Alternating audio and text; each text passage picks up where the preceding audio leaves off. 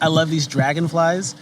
You have any idea how old dragonflies are? Dragonflies are like one of the first animals that are on this planet. They're really cool. I love these orange ones. There's always like 3 that swoop around, and if you're lucky, you'll watch them drink water from the pond. Oh, that's so cool. So I am here with MochaJay. Hi, I'm MochaJay. Hi, MochaJay. How are you? I'm really good. How are you? Pretty good. I'm all right. Highs, lows, expressing it all through art. Grateful to be alive. Awesome. Pretty zen right now. Yeah. Love that. Yeah. Sometimes the foliage helps with the zen. Yeah. So what have you always wanted to tell people about your MochaJay project? Okay, so here's the thing. MochaJay is a character. I'm a character. I've always been a character, but MochaJay is me. MochaJay is the thing that's like most representative of who I am, right? MochaJay exists in a world called For Damn Sure. They work at a grocery store called Rayglow Things. It's in the Got You Fam Shopping Center. The Got You Fam Shopping Center is owned by a guy named Horse Villain. There's different characters. There's a guy named Horse Villain who owns this whole thing. He's funneling money through the shopping center. Raymond Glow, he's the owner of the grocery store. This whole thing is, a whole story to tell the story of the American worker today. I'm gender fluid. MochaJay, the character, is gender fluid. There's a lot of content about acceptance and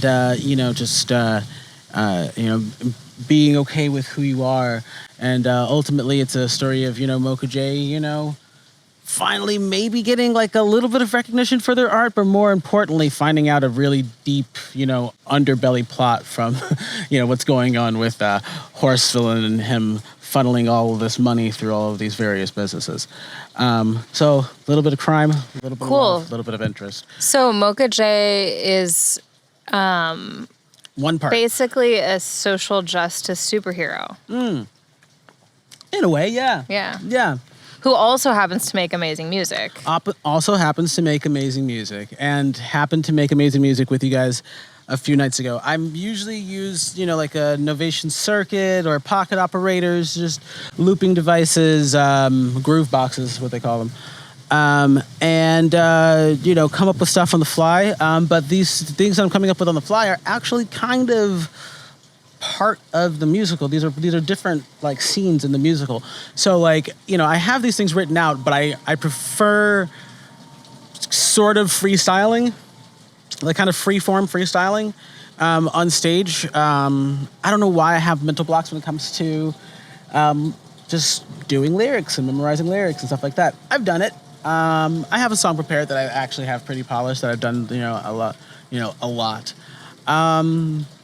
But when it comes to trying to express what I actually mean right now, because there are things that are still happening in my life right now. I'm gender fluid. My people in my family, people in my life are pretty transphobic. I had to cancel my wedding over some pretty apparent transphobia. And things of that nature. So these things are ongoing in my life. And so in order for me to really express myself and express what's going on in my life, I write those things into the script. And so I write those things into scenes and write those things into what this character or that character is talking about at this particular moment. And so, yeah, the musical continues. Mm-hmm. It's getting to a point where it's like, okay, I'm finally able to really see the end in sight. And once I have the script completed, that's when I'll start to cast. I used to do theater. I was a theater director for. Okay, so that's another thing you need to know. Spencer Tatum, the person who is behind MochaJay, I used to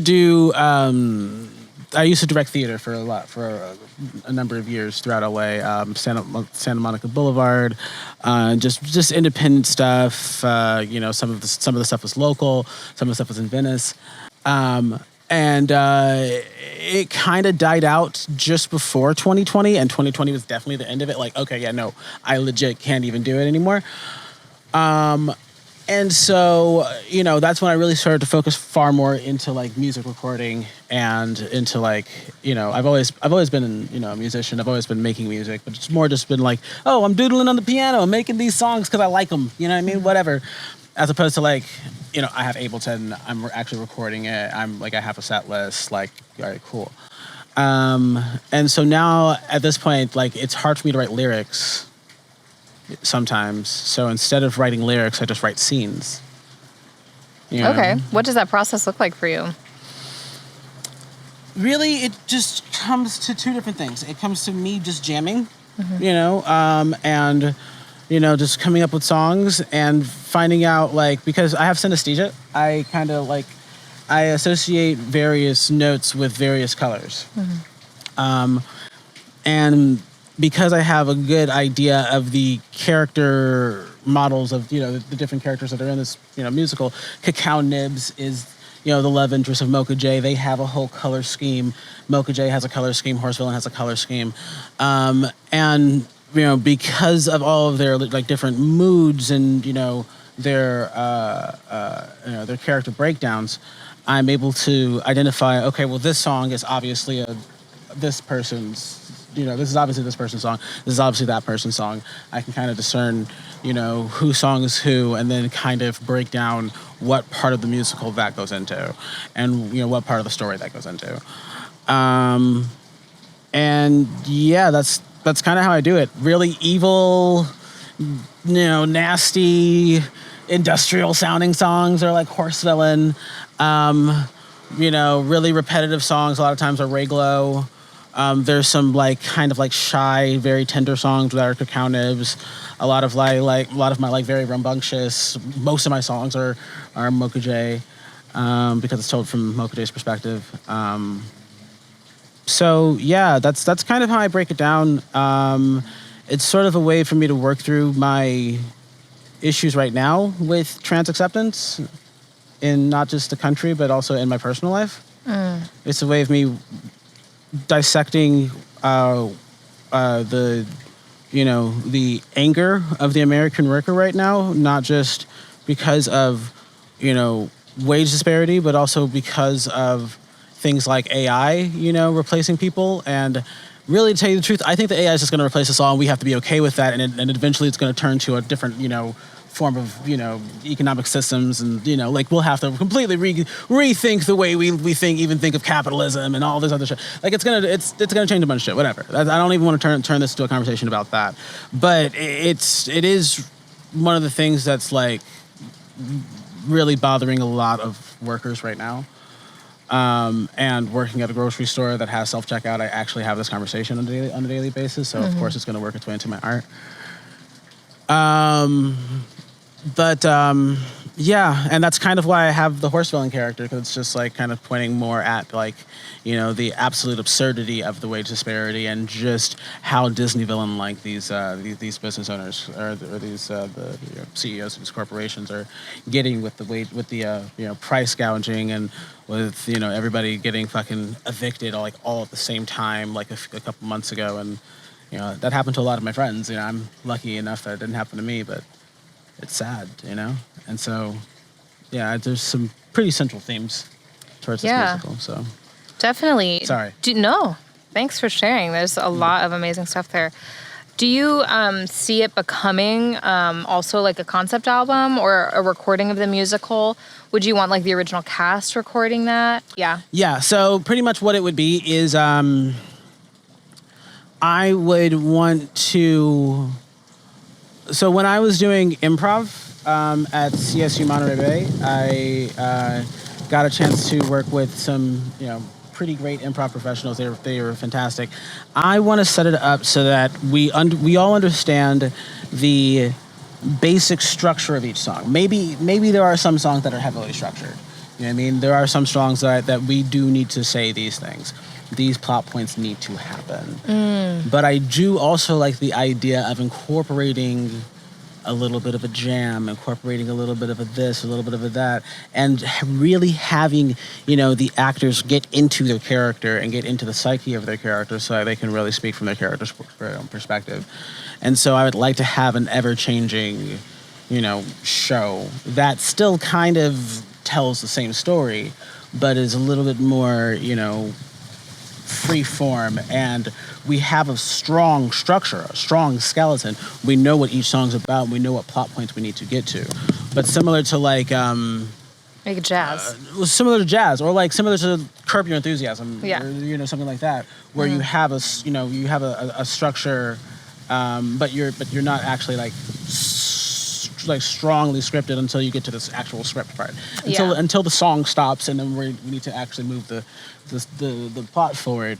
And then like one day the person that plays MochaJay, which I assume would be you, or someone like Ray Glow, like suddenly wants to take the show a completely different direction. You're like, whoa, yeah. Okay, let's go for it. Yeah, if you trust the person, exactly. I'd like to trust my actors enough to be like, okay, if we want to do that for the show, we can do that for the show.